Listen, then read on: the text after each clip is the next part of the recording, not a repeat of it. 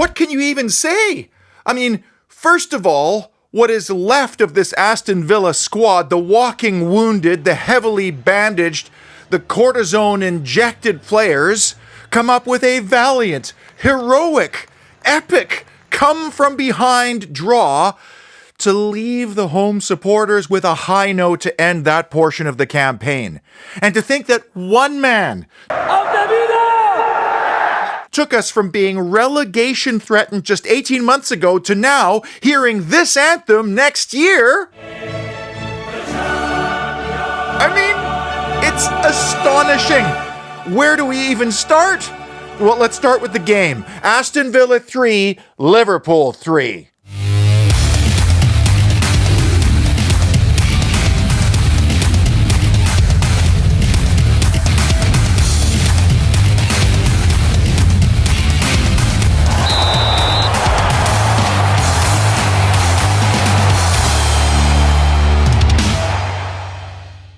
Qualification to Europe's biggest cup competition, 1 month to the day before the transfer window opens, is going to be a huge, huge benefit to Monchi. I've said it on the show numerous times, but motivated players who want to challenge themselves at the highest level already look to the Premier League as option number one. But to have Champions League football as well is going to make some of his sales pitches so much easier. We went from just recently having profit and sustainability rule concerns to now knowing that we are going to play against 8 opponents in the Champions League. We don't know who they are yet. 4 will be at home, 4 different ones away in this new league structure. We know what the share of the television pot could be for that. There are win bonuses. There are bonuses on existing sponsorship deals, including with kit suppliers we haven't even announced yet, Champions League bonuses. And if you're a sponsor that, say, wants to hop on this Aston Villa train because it's barreling down the tracks, you're going to have to pay Champions League premiums. Can I just take a step into the YouTube time machine and play back my pre-season predictions for where I thought Villa would finish? Aston Villa will finish 4th. And this is Paul.handsaker of 24/7 Services' dad, Ron, from that very same show. I am extremely confident as a lifelong Villa supporter that we will finish number 4 in the Premier League. Now, I don't think these are outlandish predictions when you look at the points per game that Unai Emery had already earned with us, knowing that he was probably going to bring in reinforcements in the summer, which he did, and then just figuring out, well, how many points does it usually take to get to 4th? We do have to send a very nice gift to Stefan Ortega, the Manchester City backup goalkeeper, who made 3 incredible saves in the game against Tottenham, including a sunny breakaway that could have completely changed the outcome here. And Robin Elshout captured the very moment at the Players' Awards when Erling Haaland made it 2-0 to seal the deal and confirm Aston Villa's place in next season's Champions League. And I have to acknowledge the team within our club that was recently recognized for creating the best playing surface in the entire Premier League, and that's the Aston Villa groundskeepers, led by Jonathan Calderwood. They are the Champions League of groundskeeping teams, and now they get to have Europe's #1 competition playing on the surface that they so meticulously manicure each and every week. I know these guys are so serious about what they do. It's an art to them. It's not just science or botany. It's an art. And that has now paid off because they are the best. Can I just tell you as a marketer how much I love this? I mean, we're on a different level now in terms of our marketing efforts, and we all know what these images mean, but it's still exciting. And what makes great marketing is creating anticipation, excitement, the motivation to act, and of course engagement by fans. And I would imagine that we'll have two big announcements. One will be the Adidas reveal, and the other will be the introduction of our new crest. And those things are going to have to happen pretty quickly, because before you know it, we're going to be into summer transfer season, and the Euros are going to take a lot of headlines away. Just as an aside, I was thinking of starting a segment on the show to better educate people about the nuances, the subtleties of being Canadian as opposed to, say, American. Like, for example, this was a classic Canadian day on Saturday. Beautiful summer day. Summer has arrived. I go Dungeness crabbing, plucking big, juicy crabs out of the ocean while bald eagles basically circle around and supervise. That's a typical day in Canada. A typical day in Canada soccer is that our association, our federation, has now put an American in charge of our men's national team. And it's none other than the alarmingly tight acid wash jean wearing former Leeds manager, Jesse Marsch. That would be like the English FA appointing a Scotsman to take over for Gareth Southgate, which would obviously be an upgrade, but still, do you know what I mean? That's life in Canada for you. Summer came and went pretty quickly in Birmingham, it seemed, and Alex Dutton, teacher by day, guitar icon with a tarka at night, Villa fan full-time, and our senior correspondent, was bundled up to collect the footage in the build-up and outside the ground. And just watching this gives me butterflies, because that's how everyone is feeling about this game. Big opponent, big occasion, high stakes, and a huge carrot in front of Villa with a victory. And Hanks was in the house. Well, I'm going to tell you right now, one of the problems of being in the United States of America is every time you read the football media, it's always about those other teams. I will always love key numbers and statistics, but here's another great example of how numerical data doesn't tell the whole story. RxG is going to be good when you have tap-in opportunities from in front of a wide-open net, but we didn't score from any of our three big chances. We still need to have a better attempts versus on-target shooting rate. And even though we were good on aerial duels, the one we lost ended up being the 1-3 goal. So numbers can be deceiving.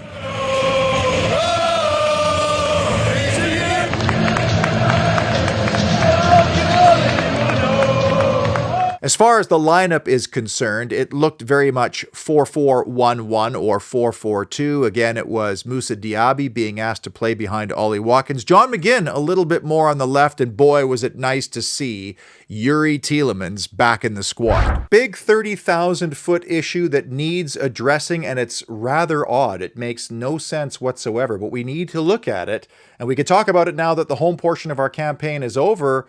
The concession of goals at Villa Park in 2024.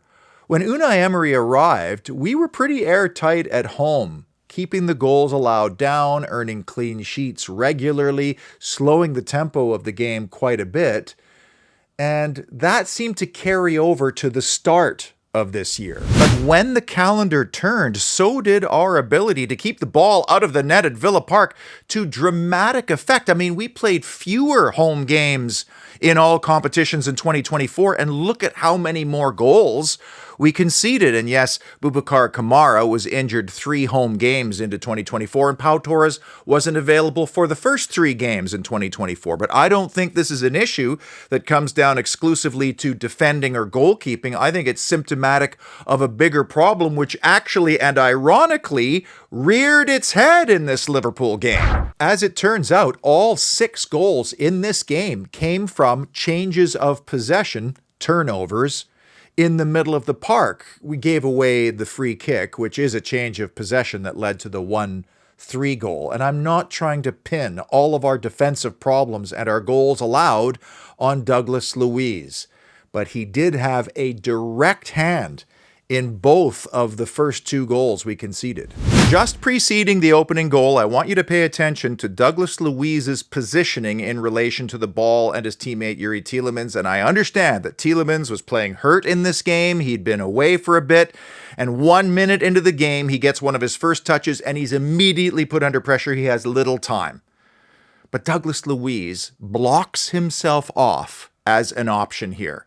It's literally 1 or 2 strides to his right and he provides a passing angle, or 1 or 2 strides to his left and he provides an option for his teammate. And that is part of Douglas Luiz's job. And that's just not happening right now. And this has been happening an awful lot. And moments later, it ends up in the back of our goal. On the 1-2 goal, we're awarded a free kick in what I'd characterize as not a prime set piece location. And Douglas Luiz decides to float up a very 50-50 ball, which we end up losing. Now, we had brought it back to 1-1. We want to get into a situation where we're controlling the game and not getting into a chaotic back and forth type match, which suits Liverpool because that's who they are. And you know me, I like to look back at the inception of a goal, which is usually the change of possession and not just the 5 seconds that precede the goal. Well, this was it, a really poor, sloppy, and sort of non-strategic free kick. We all know there's been transfer speculation around Douglas Luiz, and that's nothing new. His last contract extension signed during the Gerrard regime, which runs through the end of the 25-26 season. That's a couple of seasons away. But I'm surprised for such a key player that he's one of the lower earners on the team. And we saw Leon Bailey and Ollie Watkins get extended this year to better deals. So actually, Douglas Luiz's $75K per week would be very attractive for anyone else that wants to try to bring him in. Now, he may have to upgrade his personal terms if there is a move. But the question that Monchi and Unai Emery have to ask themselves right now, will there ever be a better time to sell Douglas Luiz than right now? If this is the highest transfer value that the club thinks they could ever get for Luiz, you have to think about it. Big moment, just 1 minute into the game, we got to experience an incredibly rare sight of the world's best goalkeeper chucking one in his own goal. This reminded me a lot of, well, me in the bulk of my amateur football career, and also of me wrestling with a bar of soap in the shower. But who cares if Emi Martinez let this goal in? He is going to the Champions League, which is what he always wanted. And he stuck with Aston Villa to help us get there. And now here we are. And of course, Emi Martinez had to be the one that provided the champagne shower for his manager.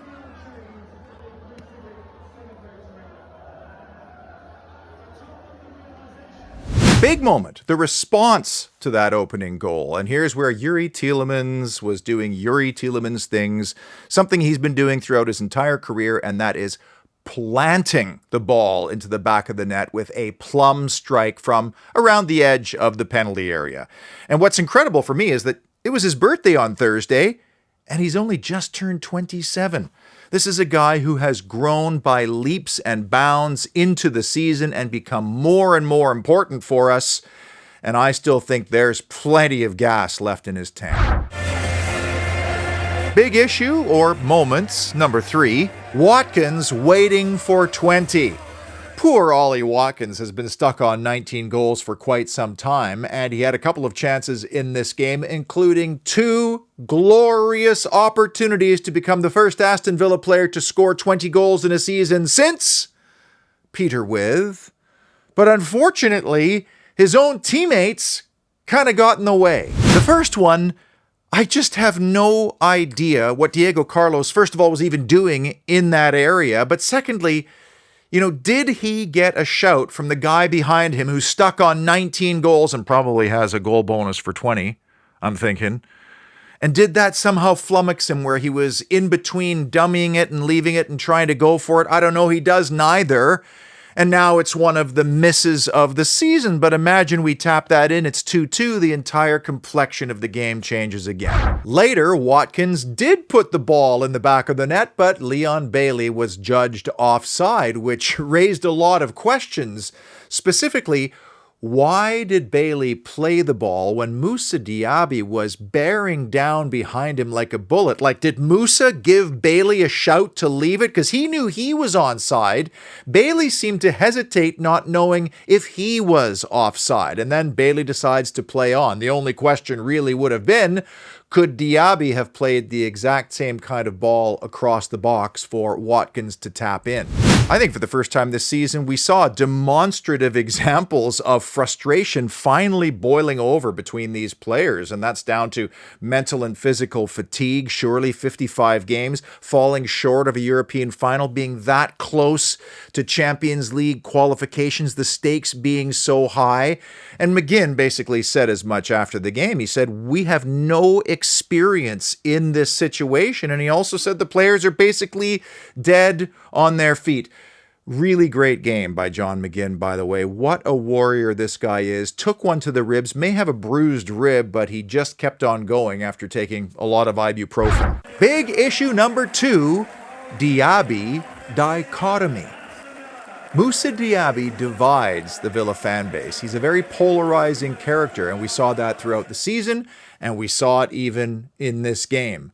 On some occasions, he's not able to deliver the precise ball at a critical moment. Other times, he might be muscled off the ball in a very physical league and a very congested midfield at times.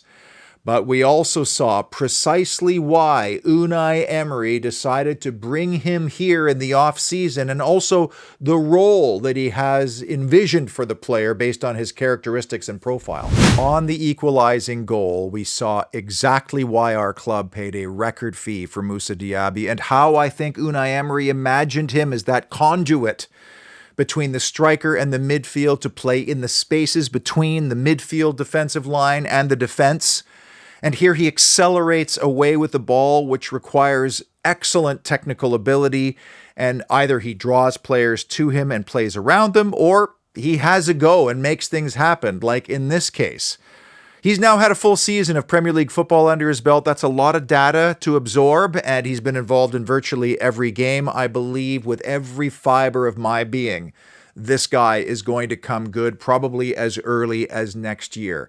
And I think it's very achievable and reasonable to expect that he'll either double his goals tally or at least hit double digits on the season. Perhaps on the negative side, though, Moussa Diaby had a glorious chance to win this game late. And these are the moments that for him to advance in his career, he's going to have to take.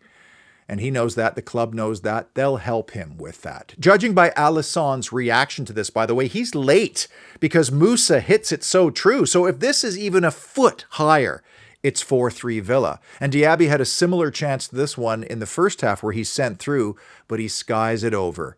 Composure in critical moments is something that is going to be the next challenge for him. But I can't help but feel getting this first year under his belt will guarantee progression next year. Paul Handsaker of 24/7 Services, the magnificent sponsor of this show, was at the Liverpool game, and he'll be rather annoyed at me for sharing his preseason prediction. My prediction for the Villa this year is top 6, but I think we're going to win in Europe. Now, I think that is where the vast majority of Villa fans felt comfortable in terms of where Villa would finish up ahead of this campaign. But Paul's not here to be an odds maker. He is here to either build or repair things for you. Like, imagine if you were living or working in an aging dump and you had a terrible leak. I mean, look at this water cascading down. This is a severe problem. If that's left untreated, it could lead to more problems. Well, 24/7 Services was built on roofing. Doesn't matter if that's residential, commercial, industrial,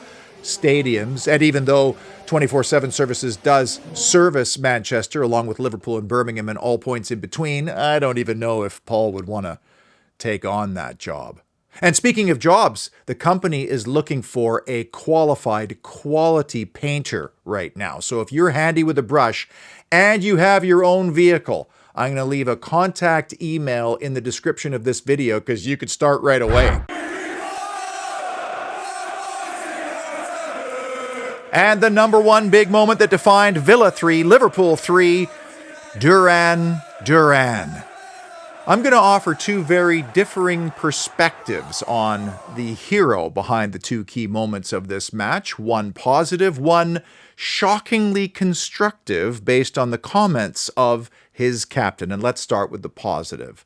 The thing that the big Colombian brings to the table is his innate ability to strike a football from distance. It even makes a sound when he strikes it. Like if you were at Bodymoor Heath and you closed your eyes and you just listened, his strike would sound different from the others. Give the big Colombian a little bit of room at the edge of the box and he's probably going to deliver. I mean, this is a beautiful strike that makes a very good goalkeeper look extremely late.